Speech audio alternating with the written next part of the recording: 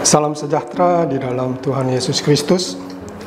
Renungan Today Sermon kali ini saya beri judul Menggugah Hati Tuhan. Mari kita buka di dalam Yesaya 38 ayat 1 sampai dengan yang kelima. Judul perikopnya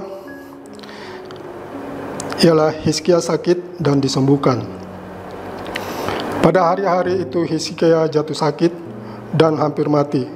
Lalu datanglah Nabi Yesaya bin Amos dan berkata kepadanya, "Beginilah firman Tuhan, sampaikanlah pesan terakhir kepada keluargamu, sebab engkau akan mati, tidak akan sembuh lagi."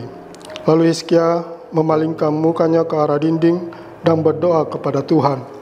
Ia berkata, Tuhan, ingatlah kiranya bahwa aku telah hidup di hadapan-Mu dengan setia, dengan tulus hati, dan bahwa aku telah melakukan apa yang baik di mata-Mu." Kemudian menangislah Hizkia dengan sangat. Maka berfirmanlah Tuhan kepada Yesaya, "Pergilah dan katakanlah kepada Hizkia, beginilah firman Tuhan Allah Daud, bapa leluhurmu, telah kudengar doamu dan telah kulihat air matamu. Sesungguhnya aku akan memperpanjang hidupmu 15 tahun lagi." Saudara yang dikasihi oleh Tuhan Yesus Kristus, sebelum kita melangkah lebih jauh, ada baiknya kita juga akan melihat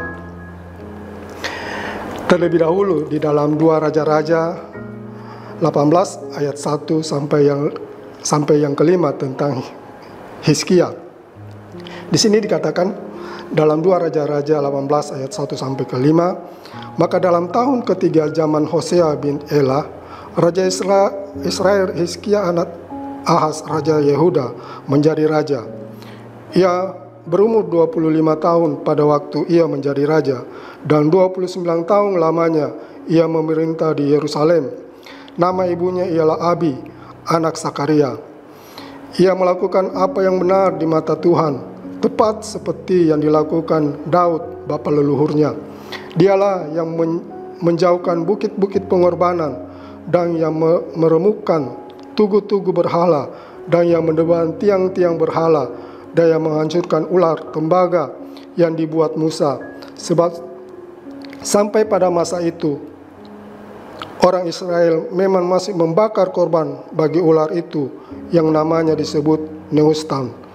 Ia percaya kepada Tuhan Allah Israel, dan di antara semua raja-raja Yehuda, baik yang sesudah dia maupun yang sebelumnya, tidak ada lagi yang sama seperti dia." Saudara yang kekasih di dalam Tuhan, di dalam 2 Raja-Raja 18 ayat 1 sampai 2, di sini diceritakan Hizkia adalah anak Raja Ahaz. Dia berumur 25 tahun saat menjadi raja, dan 29 tahun lamanya dia memerintah di Yerusalem. Kalau kita lanjut tadi di pembacaan kita di dalam 2 Raja-Raja 18 ayat 3 sampai 4, di sana dicatat bahwa Raja Hizkia adalah seorang raja yang melakukan apa yang benar di mata Tuhan. Dia melakukan pembaruan religius dengan menjauhkan bukit-bukit pengorbanan dan meremukkan tugu-tugu berhala dan menebang tiang-tiang berhala dan menghancurkan ular tembaga yang dibuat oleh Musa.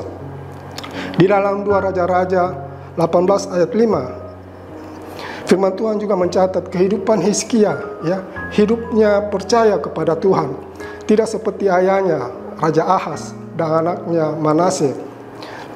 Firman Tuhan juga mencatat bahwa di antara semua raja-raja Yehuda, baik yang sesudah dia maupun yang sebelumnya, tidak ada lagi yang sama seperti dia.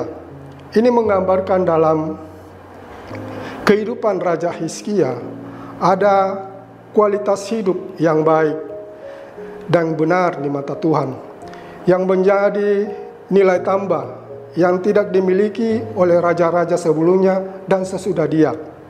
Kalau kita kembali di dalam Yesaya 38 yang menjadi ayat pokok kita, Yesaya 38 ayat 1, Hizkia diceritakan di sini jatuh sakit dan hampir mati, serta divonis akan mati dan tidak akan sembuh lagi. Vonis ini bukan main-main, karena vonis ini datang dari Tuhan sendiri. Vonis ini bukan datang dari seorang dokter atau seorang tabib, ya, tapi vonis ini langsung datang dari Tuhan melalui Nabi Yesaya, agar Raja Hizkia, ya, bisa menyampaikan pesan terakhir kepada keluarganya. Sebagai manusia, berita ini tentu sangat mengejutkan. Mungkin bagi Raja Hizkia ini bagaikan satu, ya, bagai petir, ya, di siang bolong, karena vonis ini datangnya langsung dari Tuhan. Maka secara manusia itu sifatnya mutlak dan harga mati, ya. Kalau vonis datang dari Tuhan itu, ya, sifatnya mutlak dan harga mati. Tetapi kalau kita membaca di dalam lanjutan ayat ini, di dalam Yesaya 38 ayat yang kedua, di sana dikatakan, lalu Hizkia memalingkan mukanya ke arah dinding dan ia berdoa kepada Tuhan dengan menangis. Orang yang memalingkan muka, petanda biasanya seseorang dalam keadaan kecewa. Orang yang dalam keadaan putus asa, hilang pengharapan. Tapi berbeda dengan Hizkia. Dia memalingkan mukanya ke tembok bukan karena kecewa, bukan karena putus asa, bukan juga karena hilang pengharapan. Hizkia memalingkan mukanya untuk berdoa sambil menangis yang menggugah hati Tuhan, memohon belas kasihan Tuhan atas hidupnya. Lanjut kita di dalam Yesaya 38 ayat 3. Di sini kita bisa melihat bagaimana Hizkia berdoa kepada Tuhan dengan doa yang sederhana, doa yang tulus, keluar dari dasar hati yang paling dalam, dengan hanya mengatakan, Tuhan, ingatlah kiranya bahwa aku hidup di hadapanmu dengan setia dan dengan tulus hati, dan bahwa aku telah melakukan apa yang baik di matamu. Doa yang panjang dengan kata-kata yang tersusun rapi tidak menjamin doa tersebut akan menggugah hati Tuhan. Tetapi dengan doa yang tulus, yang keluar dari dasar hati yang paling dalam, itu bisa menyelesaikan masalah-masalah yang mustahil. Sekali lagi saya katakan, doa yang tulus yang keluar dari dasar hati yang paling dalam, itu bisa menyelesaikan masalah-masalah yang mustahil. Doa yang tulus yang keluar dari dasar hati yang paling dalam, itu bisa merubah keputusan Tuhan. Apalagi bila dibarengi dengan kualitas hidup yang benar di hadapan Tuhan, dengan memiliki kesetiaan, taat, takut akan Tuhan, serta tulus hati, dan melakukan apa yang baik di mata Tuhan. Kalau kita memiliki kualitas hidup yang baik dan benar di mata Tuhan, maka sama seperti Hizkia, bukan saja sembuh dari sakitnya, tetapi umurnya juga diperpanjang 15 tahun oleh Tuhan. Ini adalah satu anugerah yang besar yang tak dapat dihitung, yang tak dapat diukur secara manusia. Kita pun sebagai anak-anak Tuhan, kita harus imani apapun masalah persoalan yang kita hadapi, bahwa di dalam doa dengan sungguh-sungguh kita memiliki kualitas hidup yang benar dan berkenan di hadapan Tuhan, maka yakin dan percaya tidak ada yang mustahil bagi Tuhan. Amin. Buat kebenaran firman Tuhan, kiranya Tuhan Yesus memberkati kita semua. Mari kita berdoa. Bapa dalam surga, terima kasih Tuhan buat kebenaran firman-Mu yang baru kami dengar Tuhan. Biar kebenaran firman-Mu yang kami dengar ini Tuhan, kami boleh menerima rema yang baru daripada Tuhan, agar hidup kami semakin hari semakin setia. Hidup kami Tuhan semakin hari semakin berkenan di hadapan hadirat-Mu Tuhan. Kami boleh dengan tulus hati melayani Engkau Tuhan, dimanapun Tuhan Oh Tuhan, tempatkan kami Tuhan, sehingga kami Tuhan boleh menjadi alat-Mu, boleh menjadi saksi-Mu dimanapun kami berada ya Bapa. Kami bersyukur Tuhan bagi setiap pendengar yang sudah mendengarkan renungan ini Tuhan. Biar Engkau juga menjamah setiap kehidupan kami.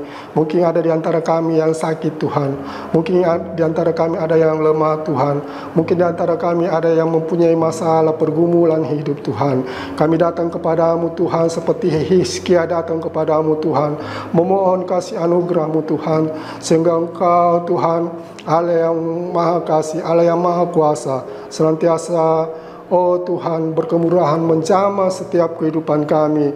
Kami juga menolak setiap Tuhan sakit penyakit Tuhan, terutama sakit-sakit berbahaya Tuhan yang ada di sekitar kami Tuhan. Baik itu penyakit jantung Tuhan, baik itu penyakit kanker Tuhan, penyakit stroke Tuhan, penyakit gagal ginjal Tuhan, penyakit COVID-19 Tuhan, bahkan penyakit-penyakit yang tidak dapat kami sebutkan satu persatu Tuhan, tetapi kami yakin dapat percaya Tuhan, di dalam kehidupan kami Tuhan, di dalam tubuh kami Tuhan, ada Roh Kudus yang hidup dan menghidupi kehidupan kami Tuhan, sehingga Tuhan kami yakin dapat percaya Tuhan, melalui kuasa-Mu Tuhan, tidak ada satupun penyakit Tuhan yang ada di dalam kehidupan kami, dan semua itu kami tolak di dalam nama Tuhan Yesus Kristus. Terima kasih banyak Tuhan atas segala kebaikan-Mu, atas segala kasih-Mu di dalam kehidupan kami. Kami bersyukur, kami berterima kasih. Hanya dalam nama Tuhan Yesus kami berdoa. Haleluya. Amin.